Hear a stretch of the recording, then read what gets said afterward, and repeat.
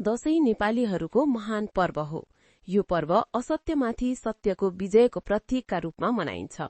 दशैंमा परिवारका सदस्यहरू टाढा टाढाबाट घर फर्कन्छन् र सबै मिलेर रमाइलो गर्छन्। आमा बुबा, हजुरबुबा, हजुरआमाले टीका र जमरा लगाइदिन्छन्, जसलाई आशीर्वादको प्रतीक मानिन्छ। दशैंको बेला पुरूषहरूले परम्परागत पोशाक, गुन्द्रुक, दौरा सुरुवाल र ढाकाको टोपी लगाउने चलन छ, जुन नेपाली संस्कृति र पहिचानको प्रतीक हो। महिलाहरूले पनि आफ्ना परम्परागत पहिरन धारण गर्छन्। यो केवल कपडाको शैली मात्र नभई हाम्रो मौलिक संस्कृति जगाउने माध्यम हो। प्रकृतिसँग जोडिएको दशैंमा घर घरमा जमरा रोपिन्छ। हरियो जमरा जीवन, समृद्धि र उर्वरतालाई जनाउँछ। गाउँमा विभिन्न जात्रा, मेलाहरू लाग्छन्।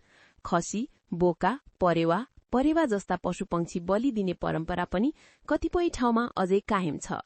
दशैंले मानिसलाई आपसी मेलमिलाप, माया ममता र एकताको भावना सिकाउँछ।